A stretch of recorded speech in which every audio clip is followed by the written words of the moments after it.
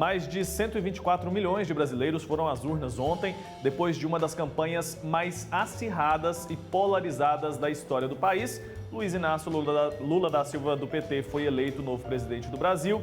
Ele assume o cargo no dia 1º de janeiro de 2023. Eu estou recebendo hoje aqui no programa a advogada eleitoral Ana Raquel Gomes para falar sobre o que esperar para o próximo governo e os desafios que o novo presidente vai enfrentar. Doutora, bom dia, seja muito bem-vinda. Bom dia, Ilker. Bom dia a todos que nos assistem hoje e nos ouvem. Então, quero saber o seguinte, a questão do parlamento ser adversário, em sua maioria, deve ser um problema e em que grau? Ilker, eu acredito que pode ser um problema, mas pelo que a gente tem acompanhado até mesmo nos anúncios, né, nos debates, enfim, que o agora eleito presidente Lula é de fazer uma conversa, uma frente ampla em prol da democracia no Brasil. Então, até numa palestra recente que ele foi nessa última semana, se não me engano, na PUC, em São Paulo, ele se pronunciou dizendo que fará um governo não petista, um governo para todos e que muitos outros partidos terão participação nesse governo. Então, a tendência é que ele tenha uma boa conversa, sim. É o que a gente espera, né? Voltar a unificar. Acho que a partir de hoje a gente volta a ser um povo só, né, doutora? Dá para a gente saber quais devem ser as principais pautas desse governo, desse novo governo que vai assumir no dia 1º de janeiro? A gente teve uma campanha deficiente de propostas, né? De apresentação de projetos. Dá para a gente ter uma noção do que deve ser principal quando a gente fala sobre as pautas desse governo? Bom, infelizmente foi uma campanha, assim, acho que a gente pode dizer a campanha que menos teve apresentação de propostas. A gente viu muito ataques, né? E menos, na verdade, proposições efetivamente do que será feito para o Brasil. Mas se a gente for se ater aos discursos que foram feitos para o eleitorado durante a campanha, a gente pode esperar que seja um governo que busque restaurar investimentos, né, na ciência, na tecnologia, na educação. E o agora presidente, né, o eleito, né, pretende diminuir o que ele disse como a fome no Brasil, porque o Brasil voltou, infelizmente, para o mapa da fome, mas, segundo os discursos, ele pretende diminuir, fazer um governo mais inclusivo. E tem como a gente prever mais ou menos o que deve acontecer com relação ao armamento? Olha, o Lula se pronunciou dizendo que quer livros, não quer armas, né? Então, eu acredito que qualquer atitude nesse sentido, até porque ele se pronunciou também assim, é de ouvir primeiro a sociedade e então fazer proposituras nesse sentido. Porque a gente também tem que ouvir o Congresso. A gente sabe que não é só o presidente, né?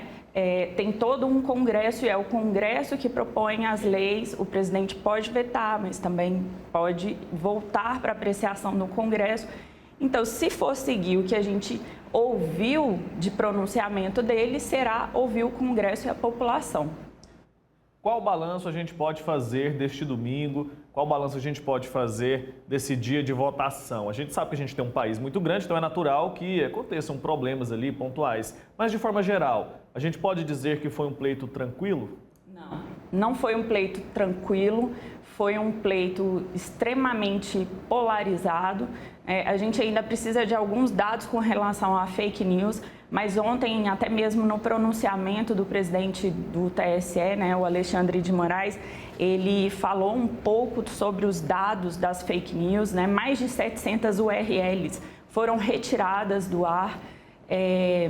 Até também a questão da nova resolução, que foi editada semanas antes, né, para tentar combater, e ele também se pronunciou dizendo que precisa, sim, ter uma fiscalização maior com relação a essa questão das outras mídias para tentar barrar um pouco as fake news. Então, não foi um pleito tranquilo e o que a gente pode perceber, até pela pouca diferença, né, entre os dois candidatos, é que o Brasil está, sim, muito dividido. E era esperado que fosse um pleito cheio de intercorrências assim, pelo fato da polarização estar muito grande? Olha, da minha parte, Era esperado, sim. E eu acho que uma grande parte também dos juristas e dos cientistas políticos esperavam, sim, porque a gente tem, de um lado, um pessoal que é bastante belicoso, né? É um pessoal que gosta muito de um determinado embate. E, por outro lado, nem tanto, mas também acaba entrando. Então, nesse sentido, eu acredito que era esperado, sim. Podemos dizer que a nossa democracia sai mais fragilizada ou mais forte depois dessas eleições? Olha, eu acho que essa é uma análise ainda que vai ficar um pouquinho postergada. Eu acho que a gente se fragilizou nesse processo, porque foi, como você mesmo disse, uma eleição, um pleito sem propostas, o menor de todos os tempos, desde a redemocratização, né? Mas, por outro lado, é um novo amanhecer, por assim dizer, uma nova esperança que está sendo pregada. Então, nesse sentido, talvez a gente agora possa ver o que precisa efetivamente modificar, né? Pensar soluções. Doutora, na sua avaliação, o papel do judiciário foi cumprido nessas eleições? A gente viu uma judicialização muito grande de várias questões, isso vindo dos dois lados. Qual avaliação a gente pode fazer hoje da ação do judiciário nessas eleições? Eu acho que o TSE teve uma... E os TREs em geral também, inclusive o TRE Goiás, que eu elogio bastante pela atuação. E o TSE, ele foi bastante incisivo, foi bastante firme, porque com essa eleição polarizada dessa forma, houveram muitos questionamentos o tempo inteiro, questionamentos massivos com relação à integridade das urnas, né, com a integridade do pleito.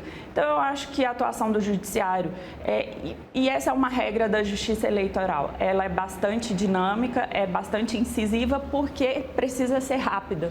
Então, eu acho que seguiu a tradição de ser uma excelente prestação jurisdicional. Agiu, né, conforme tem que agir no momento que precisa agir também. No primeiro bloco do nosso programa eu falei sobre a questão das abstenções. A gente teve agora no segundo turno, ao contrário do que era a expectativa da maioria dos analistas, a gente teve menos gente que deixou de votar do que no primeiro turno. Qual recado o povo deu? O que a gente pode ver ao olhar a abstenção nessas eleições? Olha, na verdade, essa questão das abstenções, ela vem seguindo praticamente o mesmo número desde 2014, mais ou menos. Então, assim, eu acho que tem que diminuir, na verdade, esse percentual de abstenções, mas está muito alto e eu acho que isso é um reflexo do que as pessoas criticam na política, né? Tem muita ainda desconfiança com relação aos políticos e com a política. Eu acho que se fizer um bom governo, inclusive, e a gente precisa de uma educação política efetiva, a tendência da abstenção é diminuir. Então, diminuiu até porque tiveram umas campanhas de personalidades influentes nas redes sociais, enfim, para que as pessoas fossem votar.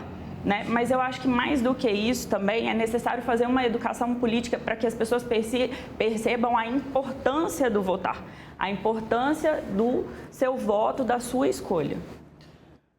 É a primeira vez que um presidente não consegue se reeleger, mesmo com a máquina na mão e usando ela. Bolsonaro acabou perdendo a eleição. Como a gente pode ver essa questão? E como a gente pode prever, se é que dá para a gente prever quais serão os próximos passos dele, já que ele está até agora em silêncio? É um silêncio incômodo, né? Porque, na verdade... Um silêncio ensurdecedor. Exatamente. Está todo mundo esperando o pronunciamento do presidente, ele não se pronuncia e ficam as várias especulações nesse sentido, né?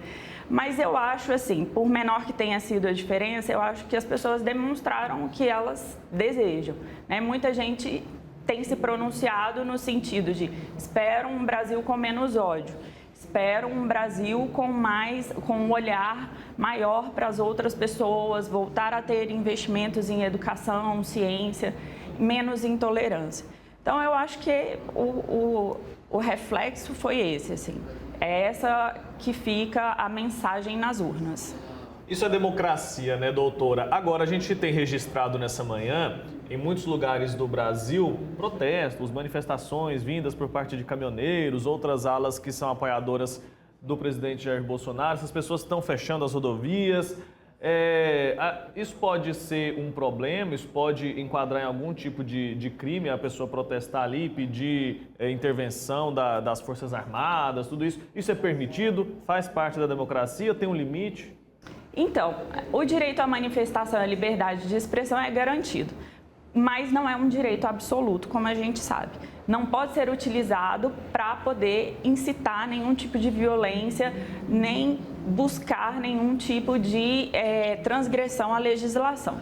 Então, é normal algumas pessoas não contentes, né, incontentes com esse resultado, mas a manifestação em si, que não gera nenhum tipo de crime, nem incitação a crime, não pode ser tida como ilegal. Mas fechamento de rodovia, sim, pode ter uma atuação da polícia, porque não pode ser fechada a rodovia. Qualquer manifestação que seja dentro daquele limite permitido da lei é, sim, um cumprimento da Constituição Federal. E era esperado também, né, que quem saísse derrotado iria, de alguma maneira, o questionar ou, insatisfeito, protestar, o que é direito também. Doutora, muito obrigado, viu, pelo seu tempo aqui com a gente. Até uma próxima oportunidade. Obrigada, bom dia a todos. Bom dia, tchau, tchau.